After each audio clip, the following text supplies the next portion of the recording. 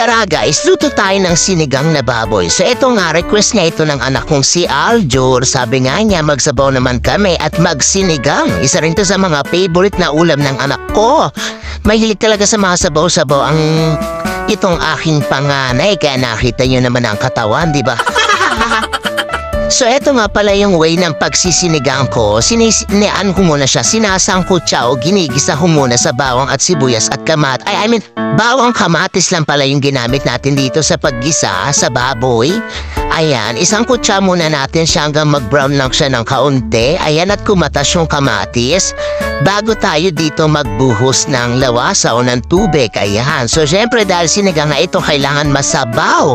Diba, yan naman talagang ang kagandahan sa sinigang ay yung sabaw na ating hihigupin. So pagka kumulo na, syempre palambutin lang muna natin yung ating karne. Ayan.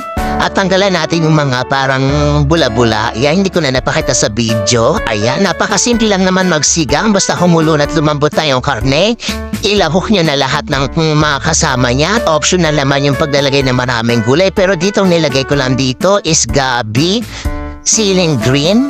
Ayan, so yan lang nilahok ko. Pero kapag medyo may mga stock, yan, nadadagdag pa tayo dito ng labanos, talong, sitaw.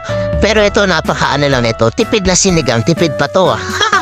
Ayan, so dalawang sinigang mix nga ang hinalo ko kasi malit lang yung size. At talagang gusto ko talaga yung medyo may asim. Ayoko yung masabaw tapos walang asim, hindi sinigang yun.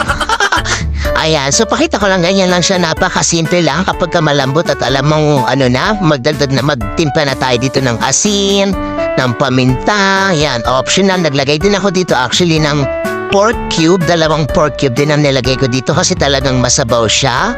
At saka naglagay din ako ng kaunting magic sarap. Ayan, nagdagdag pa ulit tayo ng sabaw kasi the more na pinakukulan na pinapakuluan, no, konting sabaw niya. At kapag alam niyong malambat na yung ating karne, ayan, pakuluan ng pakuluan na hanggang lumambot, diba? Paulit-ulit.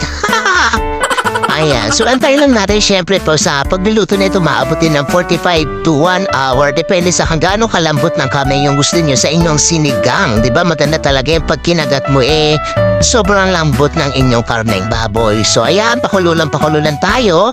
At sa dulo na natin ilalagay yung ating kangkong o yung gulay. O diba, super pakulo ng pakulo.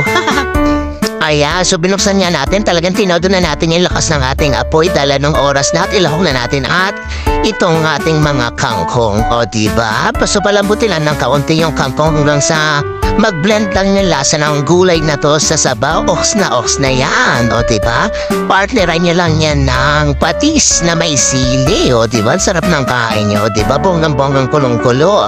So ayan lang ang ating pagsisinigang. Bye-bye!